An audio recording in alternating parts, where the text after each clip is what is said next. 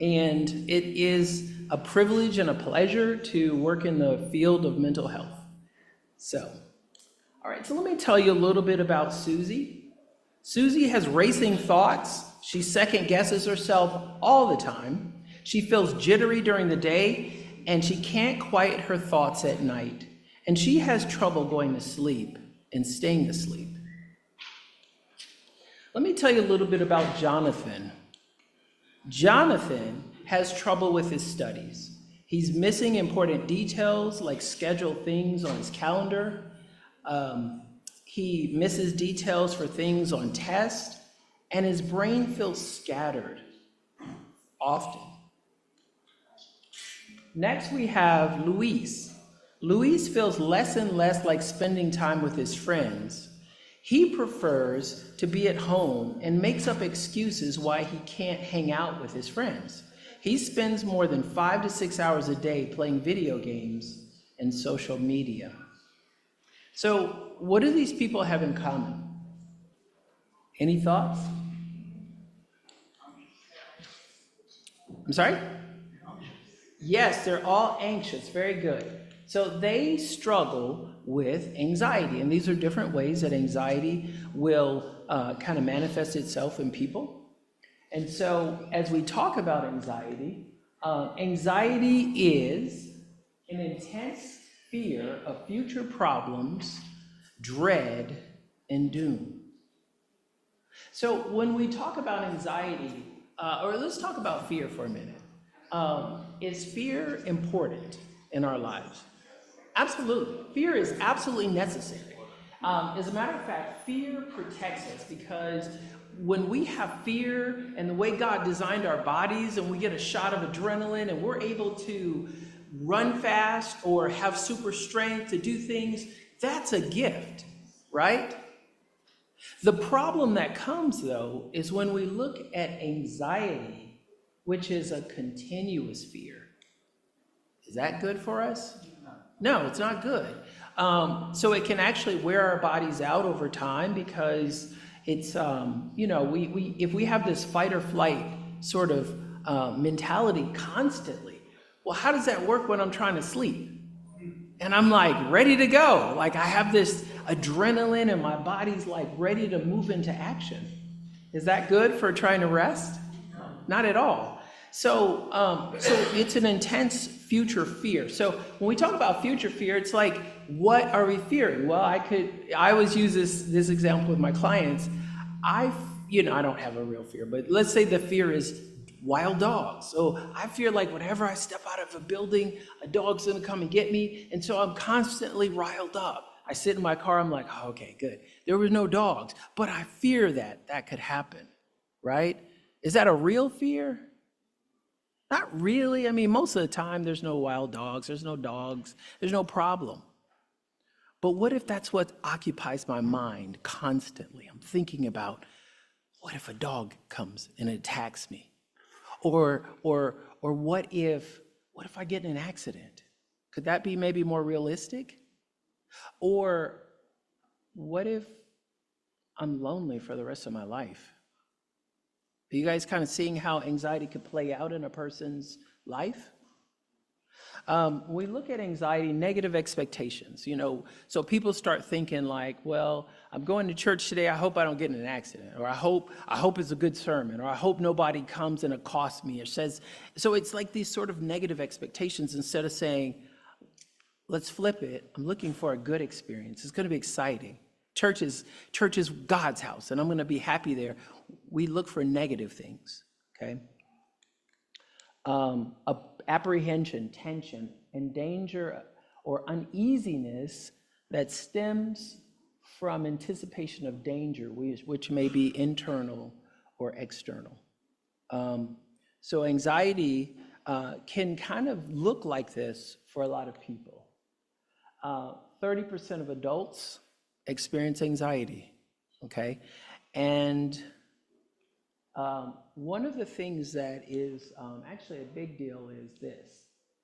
It's going to impact 1 in 12 children and 1 in 4 adults. I want to talk for a little bit about this. So here's what they discovered when they did research. There is a clear time when anxiety became a thing and a big thing. It was one particular year that they noticed that it started, and from that point on, anxiety has been an issue. Does anybody know what year that was? We got to go back a little bit.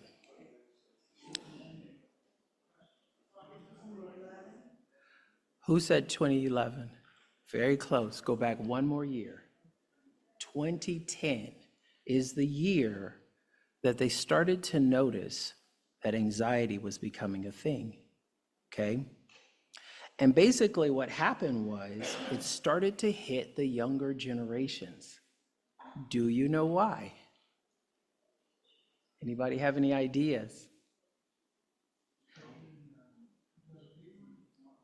I'm sorry? Okay, not that. What did you say? Yes, that's it. It was, what did you say? It was phones. It was smartphones. Interesting, right? Smartphones hit the market, and as soon as smartphones hit the market, that's when young people started to experience anxiety. And one of the reasons they started to feel anxiety was because of social media, okay? So that's a big deal. 24% of undergraduates have an anxiety disorder. Let's see. So it hits younger people more than older people, Gen Z harder than any other generation. Now, here's what's interesting. It does impact young people, and the research hasn't quite caught up with older people, but it does impact older people. I have a lot of clients that have anxiety for various reasons, okay? So here's just a quick look at the different populations and how it influences them. Now you can see, like, I'm at the bottom. So it affects my population a little bit differently than it affects some of the other ones, but you notice that almost each generation, from the youngest down to the oldest, it has an impact on them, okay? We see that from 18 to 25, it's gonna affect them the most. When we look at self-harm and how it can come out, it affects girls more than boys. You guys probably can't see this very well, but it shows the different age ranges, and of course, then again, it supports where there's self-harm for people that experience anxiety, and we see that it starts with the ages of 15 to 19, and then it just kind of, I think, 16 to 14 it is fairly high, and then the rest kind of follow with the appropriate ages and people and things like that. We look at teen suicide rates, which are impacted by anxiety. Males are higher than females. And when we look at the causes, one of the main things for young people is social media. But it's also social media or digital media for older people too. Because I don't think that it's just young people that are on social media. Older people are on it as well. One of the things that I see a lot is trauma from maybe childhood or just in life. People will have some anxiety. Relationship problems are another area that it has a tendency to impact. And so as we look at this, I want you to ask and one thing that I didn't put on here that I think also impacts anxiety is poor emotional management, okay? And we'll talk a little bit more about that, but basically what we're talking about with poor emotional management is, when people get anxious, do you know what a lot of my clients tell me when I'm like, well, like, who do you talk to about it? How do you think they answer? Who do they talk to? Nobody. Now, what's interesting is we're the most connected group of people that's ever existed in life, maybe with the exception of Adam and Eve. They were pretty connected because it was just two of them, and they were in a garden. But when you think about your ability to contact somebody on the other side of the world, you can do it instantaneously, right? We're exceptionally connected, and yet we're not. And I think that's so interesting. So when we talk about support system, who do you talk to? I don't talk to anybody. Well, why don't you talk to anybody? I don't have a lot of friends is the number one answer. And the second answer that people give me is, I don't trust people. So, oh, that's not good. Oops. All right. Is that better? Can you guys hear me? Okay, I'm sorry. Do I need to back up, or are we okay going forward? Okay, cool. So that's what we're talking about. So poor emotional management is probably the biggest cause of anxiety. So let's look at some of the symptoms. These are the symptoms that a lot of people have with anxiety. One of the ones that I think is important that I want to highlight is nausea or stomach upset. Now, here's why that's important. I've been doing research, and I'm still researching this, so I haven't gotten exactly where I want to be with it. But one of the things that is trending that people are talking about is the connection between our gut and our brain. Have you guys heard that before? So let me just take a little bit of a sidebar and just say, I am so impressed with our God because he gives us this health message. You guys follow what I'm saying? And so I feel like God was like, I'm going to put you guys out ahead of the curve because there's so many things connected with our diets and things like that. So when we talk about that, if people's mental health or their gut health is not always in check, sometimes they will discover that they have anxiety and it's coming from their gut. And so I ask my clients, do you have any digestive issues? And sometimes they're like, yeah, I do. Now, my insurance doesn't allow me to talk a lot about that. But what I tell people is, why don't you try taking some probiotics and see if that helps? I had one client, he would have these like extremely strong panic attacks, like that would take him to the hospital sometimes. And he kind of taught himself how to deal with them. But he started taking probiotics and they went away. Isn't that interesting? So I want to just kind of emphasize that one. The other ones, we don't want to minimize those, but that was just kind of an interesting one. When we talk about cognitive symptoms, these are some of the cognitive symptoms that people have. And so we often associate irritability and restlessness with depression, which it is connected with depression, but it's also connected with anxiety, okay? And then these are some of the behavioral symptoms that are also associated with anxiety.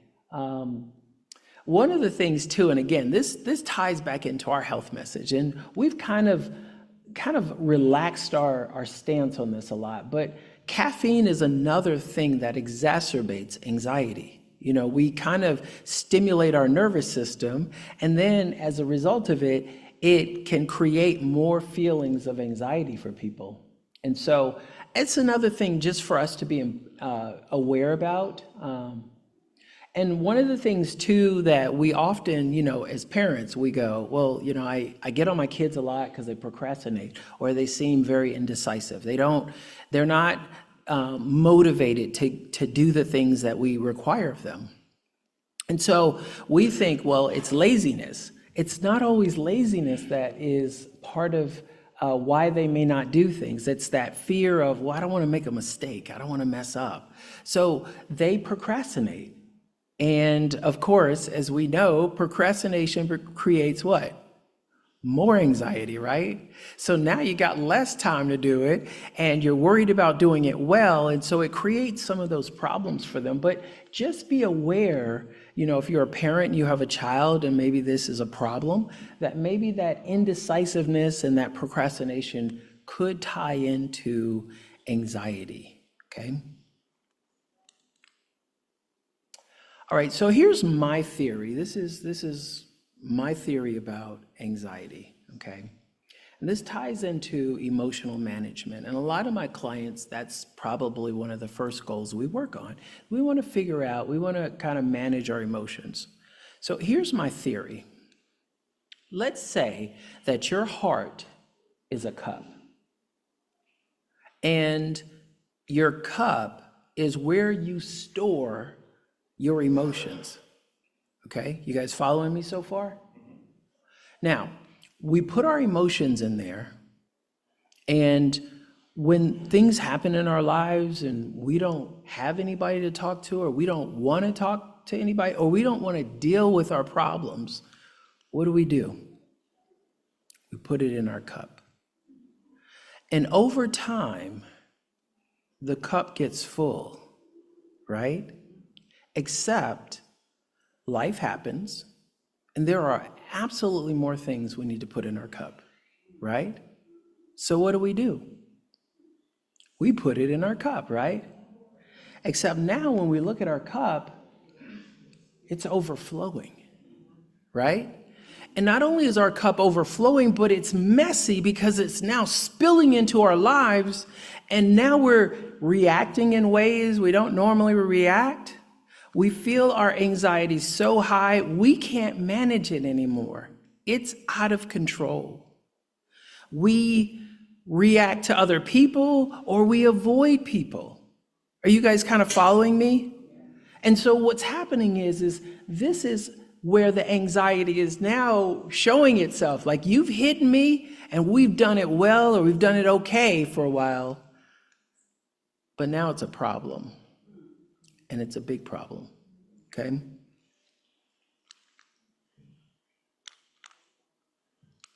So let me ask this question. We're going to take a quick little sidebar, and then we're going to come right back, okay? Which would you rather drink from? Would you rather drink from a pond or a stream? I want you to talk to your neighbor about that real quick, maybe come up with your reason why you would rather do that, and we're going to come back and talk about this. So just, I'm going to give you a quick second to talk about which would you rather do, okay?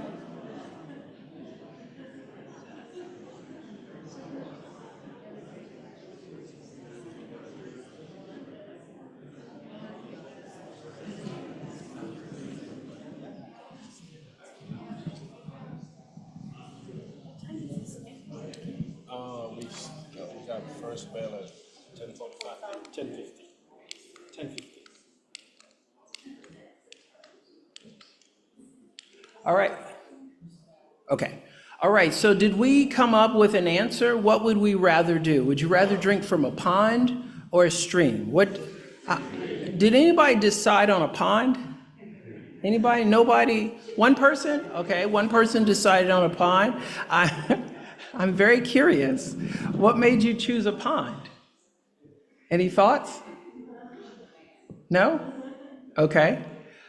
Is there a brave soul that would tell me why you chose a stream? Because the water is what? Okay, so the water is flowing and it's moving.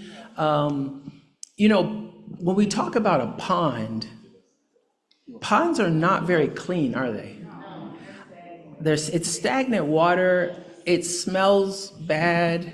Part of the reason it smells bad is because of turtles. They're prolific poopers. The pond doesn't get clean, right? When we look at a stream, the stream has the ability to clean itself, right? But not only does the stream clean itself, it actually mixes with air, which is healthy, right? And as long as there's no bacteria in it, that is the better alternative to drink from, right? So one of the things that I want to say that I think is important is, just like the stream, we want to keep our emotions flowing. Are you guys following what I'm doing here? So here's what's important. When we go back to the cup theory that I have,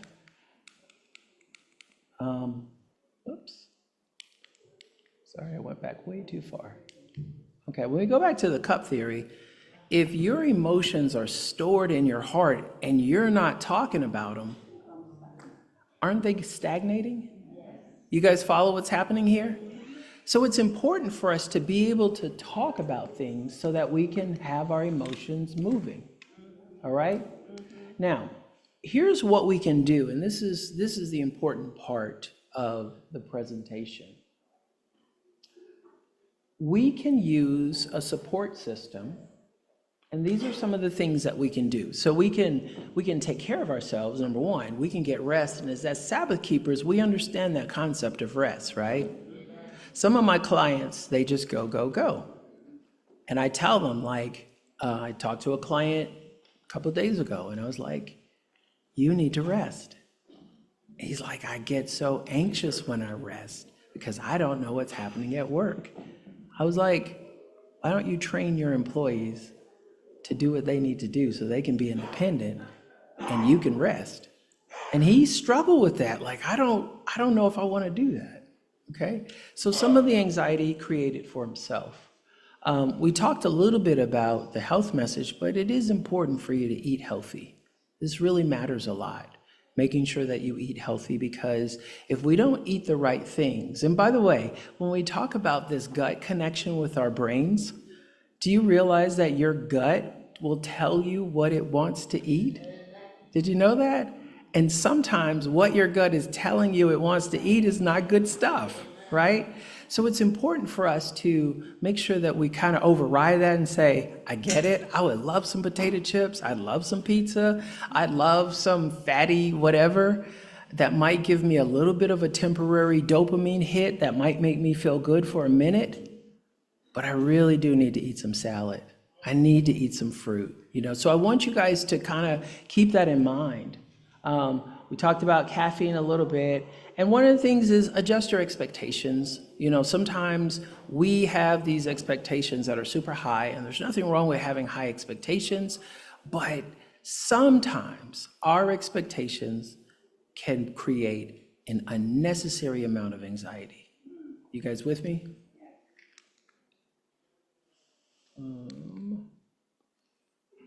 Okay. All right, so let's talk a little bit about a support system. Now, this is super important, and I talk to most of my clients about it, and then I rehash it over and over and over again, because most of the time they're a little reluctant to do this, but this is one of the fastest ways to heal, okay? So there was research done, and research shows that having a person that you can talk to is just as effective as counseling. Has anybody heard that before? Now, here's the thing. Now, does that mean it replaces a counselor?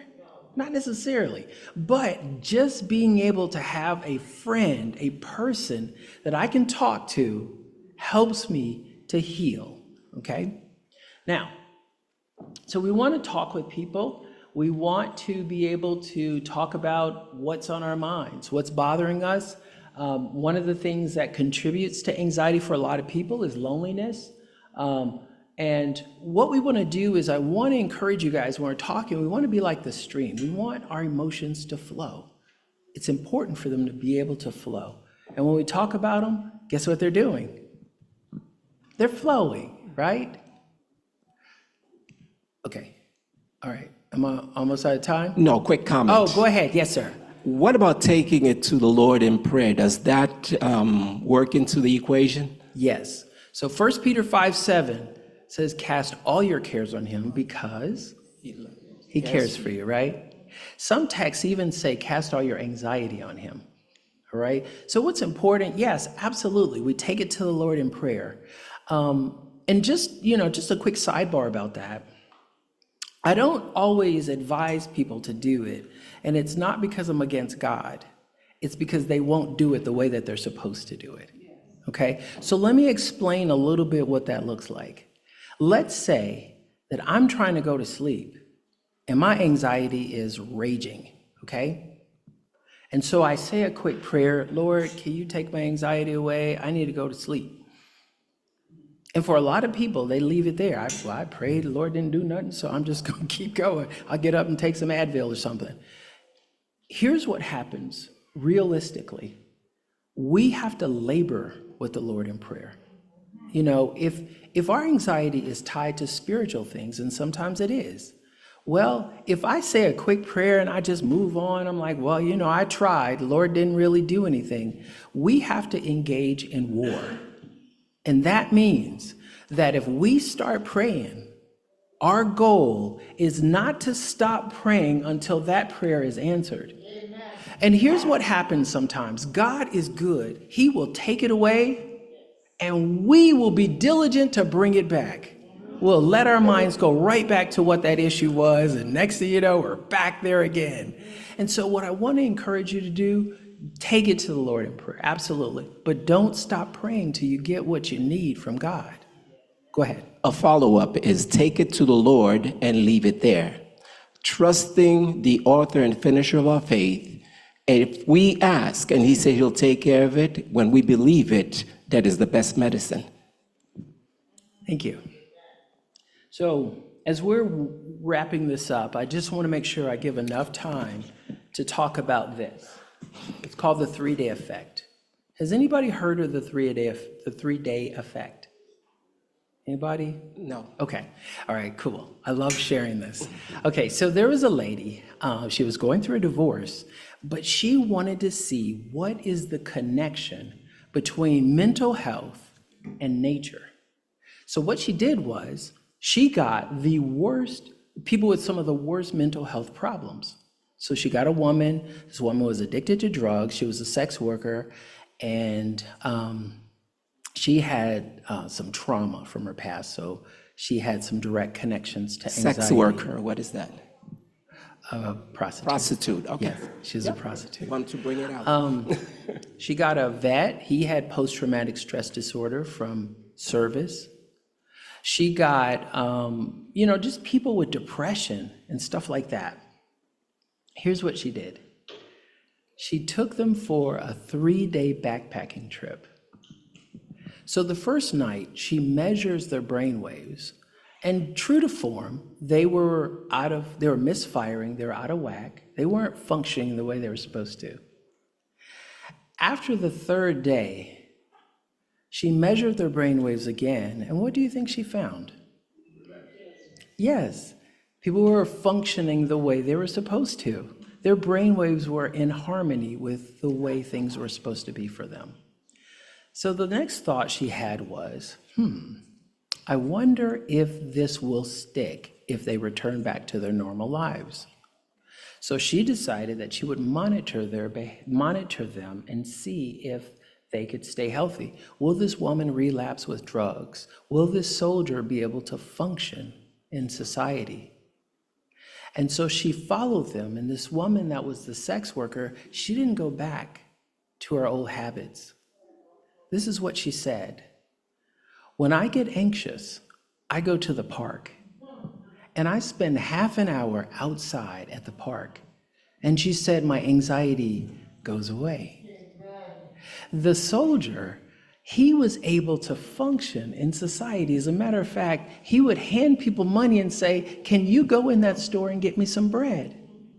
But this man was now functioning as a regular, upstanding member of society. And so what we discovered is that this 3-day effect actually works.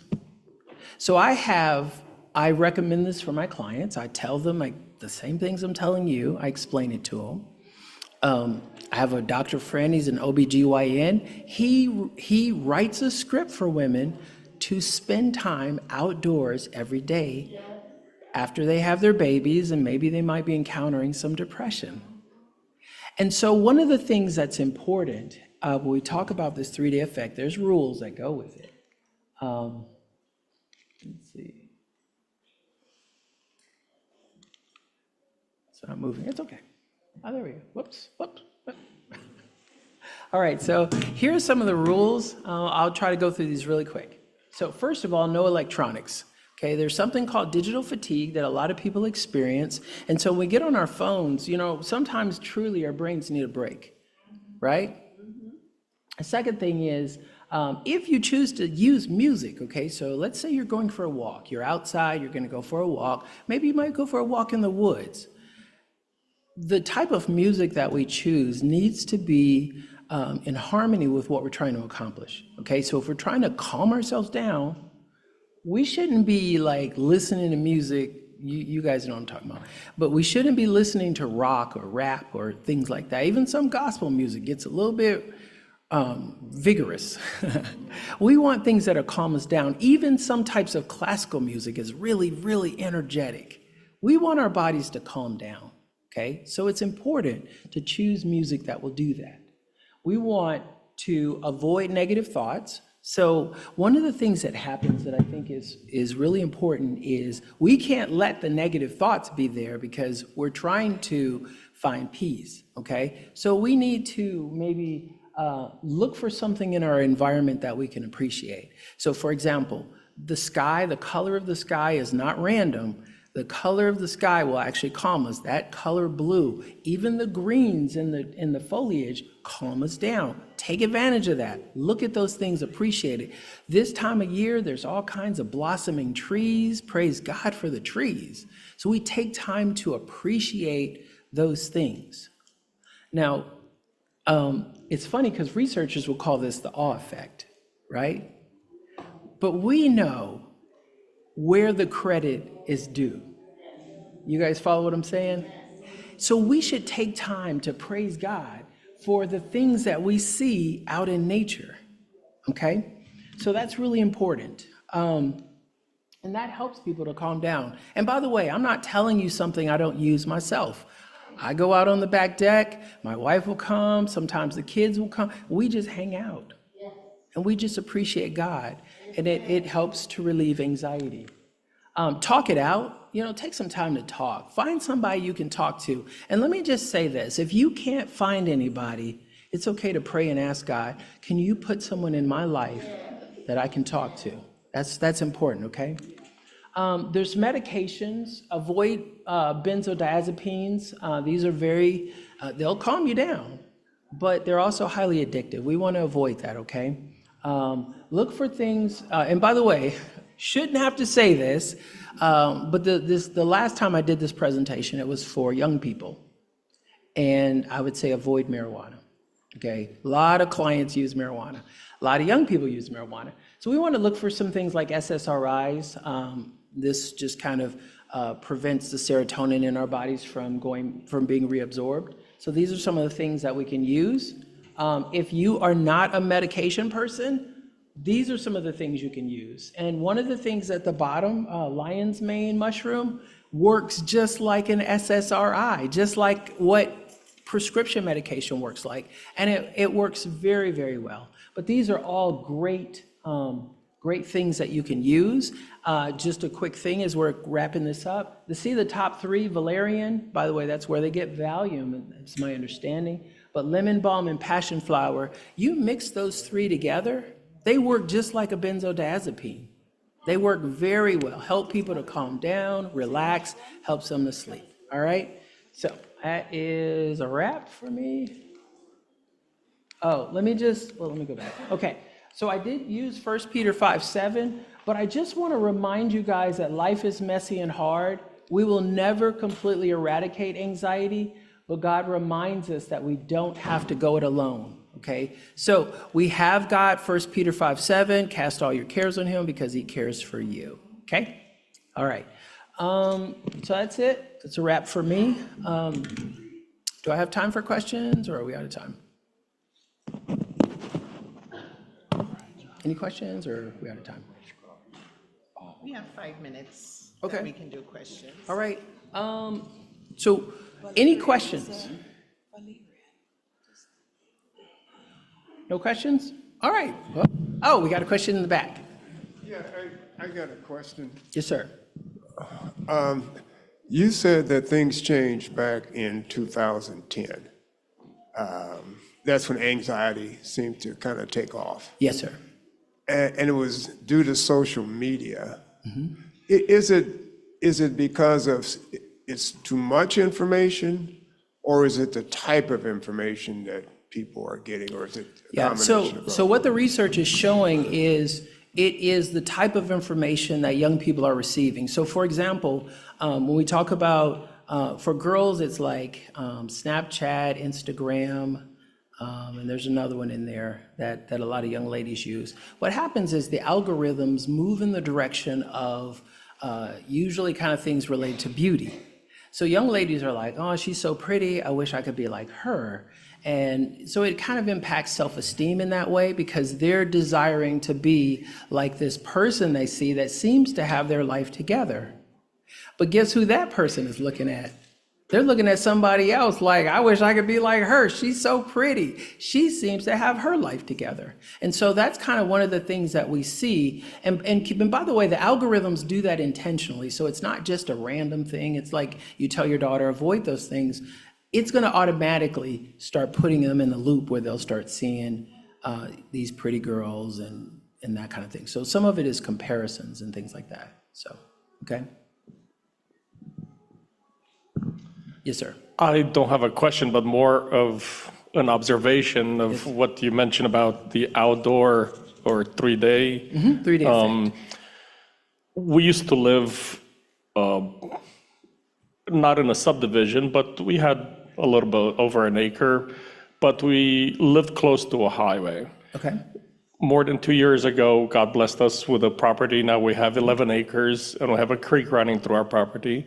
And we noticed that when we lived at the previous house, we craved going to a park at least once or twice a week. Okay. Now, we just get out of the house and we don't, like on the weekends, we don't really crave the park as much as we did. Yeah. And we were realizing that, but it hit us like not too long ago.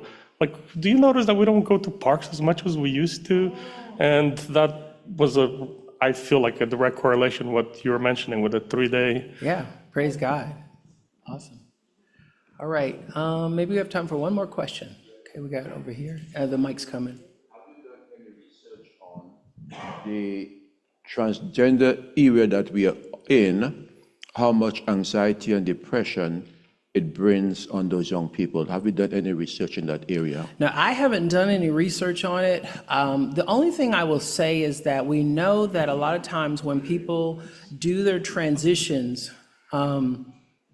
it's usually this belief system that, well, when this happens, when I can change my life, things will be better. Does that make sense? So they're looking like in the future, I'll be a happy person because I will be what I want to be. Well, what happens is when they transition, they discover, I feel the same, I'm not happy. Like, what's going on? And so what we know is the suicide rates go up. It's probably one of the highest for that population. But yes, in terms of anxiety, yes, I'm sure that there's significant amounts of anxiety that come because they've made this huge, permanent, life-changing experience for themselves, and now they're not getting the results they were hoping for. So what do you do now? You're stuck. So that's all I can say about that. I haven't done enough research to go beyond just that maybe anecdotal sort of thing. So, all right, well, we're out of time, so just want to honor the time here, and thank you guys for letting me present.